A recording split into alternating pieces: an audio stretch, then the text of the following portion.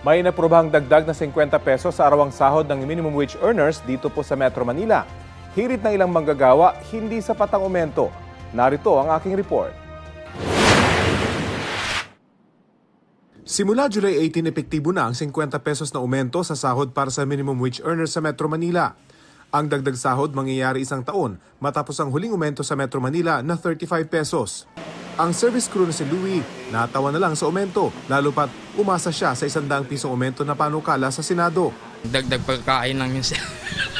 Pero pang gasto sa araw-araw, parang hindi kakayanin pa rin yun, sir. Kung aprobahan nila yung 100, baka pwede pa yun, sir. Wala pang sariling pamilya si Louie, pero siya ang nagtataguyod para sa kanyang may sakit na ama at inang nag-aalaga rito. Salamat na rin daw siya sa dagdag ng 50. Ikaw ba umaasa ka sa mga kongresista na ibalik pa rin, ituloy nila yung legislated na at least 100 o 200? Hindi na ako maasa dun, sir. Yung 50 pa nga lang, sir, hirap na silang aprobahan eh. 100 pa kaya, sir. 695 pesos na ang minimum para sa mga nasa non-agriculture sector sa Metro Manila mula 645 pesos.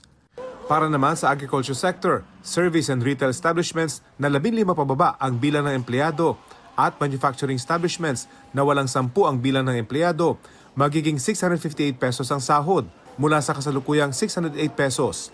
Ang Employers Confederation of the Philippines mas tanggap daw ang 50 pesos na aumento kumpara sa panukalang 100 pesos na aumento mula sa Kongreso at 200 pesos mula sa Senado. Kahit na marami sa mga miyembro namin ng medyo hindi masaya, we will try to convince them and live with it. Kesa ro sa legislated wage hike na masyadong emotional at hindi nagdaan sa proseso. Kabilang sa batayan, ayon sa National Wages and Productivity Commission, ang 5.4% na paglago ng kita sa mga produkto at serbisyo sa bansa o GDP nitong first quarter. Ang pagbagal nila ng pagmahal ng mga bilihin sa Metro Manila na nasa 1.7% noong Mayo at unemployment rate na nasa 5.1% naman noong Abril. Kailangang balansin ng mga yan dahil sa pangambang mauwi ang taas sahod sa pagmahal ng bilihin at pagbawas sa bilang ng trabaho. Siyempre, tataas. Depende sa kumpanya. Meron naman yung component nila ng labor, malaking percentage sa operation. Pagka yun yung tinaasan mo, mapipilita magtaas ang presyo iba. Yung iba naman, mapipilita magtaas ang tao kung hindi nila kaya. Pebrero noong nakarang taon, lumusot sa Senado ang panukalang 100 peso legislated wage hike.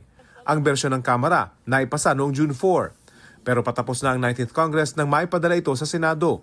Bago matapos ang sesyon, hinikayat ng Senado ang Kamara na i-adapt na lang ang kanilang bersyon. Pero ang Kamara nanawagang i-convene ang Bicameral Conference Committee para pag-isahin ang magkaibang bersyon. Sa huli, natapos ang 19th Congress nang hindi na i-reconcile ng Kongreso ang panukala na dapat sanay unang legislated wage hike sa loob ng halos 4 na dekada. Ngayong 20th Congress, sinimulan ng ihain ang mga panukalang aumento sa sahod, gaya ng panukalang 1,200 pesos na living wage para sa pribadong sektor. Nais naman ng ilang kongresista na buwagin ang provincial wage system at magtakda ng iisang minimum wage sa buong bansa. Rafi Tima nagbabalita para sa GMA Integrated News.